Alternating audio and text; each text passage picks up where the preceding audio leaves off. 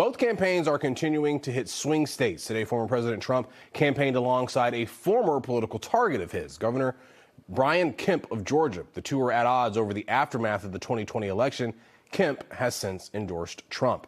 NBC 10 political commentator and my co-host of At Issue, Sue O'Connell, is here, sitting down in the newsroom, not walking anywhere. Nope. Sue, let's talk about this dock worker strike. It has ended, albeit temporarily. Yep. If a deal isn't reached, it could begin again in January, which means those workers could be striking under a Harris presidency or a Trump presidency. How would each administration handle something like this? Okay, Corey, so first, let's just check in here. The strike was averted with help from Joe Biden. Everyone is saying that, and his intervention is being viewed as very pro-worker, okay? So how would Harris or Trump handle a strike? Well, let's look at the candidates' words and actions around unions.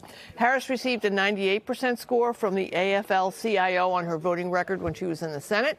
And as a California senator, she walked the picket line with the striking auto workers at a General Motors plant back in Nevada, right? She says she will have a pro-union agenda if elected. So that's what we have there. On the Trump side, remember, he was president, so we have some experience. When he was president, he signed 3 executive orders that restricted the labor rights of approximately 950,000 federal government employees who belong to unions.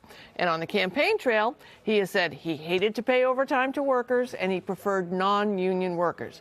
And just recently, in a conversation with the Tesla, SpaceX, and ex-CEO Elon Musk, Trump praised Musk for firing employees who attempted to unionize. So I think it's safe to say that Trump would be on the side of business while Harris would at least be leaning toward the workers. All right, so you mentioned Elon Musk. He's expected to join Trump at a rally in Pennsylvania this weekend. We should note it'll be in Butler, Pennsylvania, at the site of the first assassination attempt. Yep.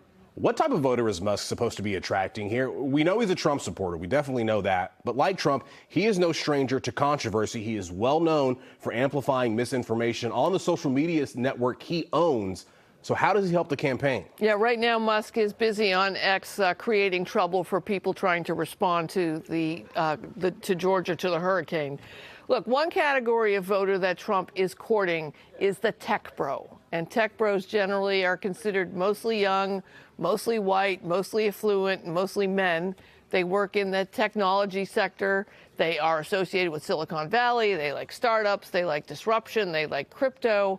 But the thing about the crypto bros is they are not reliable voters. But Trump has really been seeking them out. He's been appearing on podcasts that appeal to them.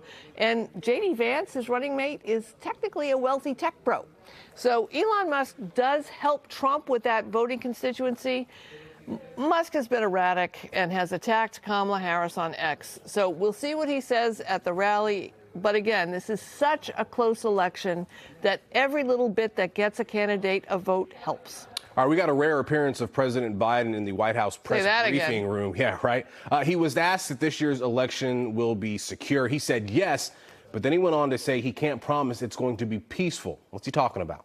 You know, these are the difficult conversations to have, Corey, and when I talk about them with friends and family, they think I'm exaggerating. But what President Biden is expressing is what security experts have told me directly. Government officials are concerned that there could be a repeat of violence like we experienced on January 6, 2020, at the U.S. Capitol. A national security expert told me that the U.S. government recently announced that January 6th, the day the election is certified, and January 20th, 2025, this is, the inauguration, that's when that happens, that period is going to be treated as a National Special Security Event, an NSSE. That means just about the entire month of January, the Washington, D.C. and areas around it are going to be at heightened alert. So you add this to the concerns that election workers are expressing about safety. We're seeing this locally. We're seeing it at every state. Although the election will end on November 5th and the votes are going to get counted, I'm afraid we're going to be at a very volatile era in American history.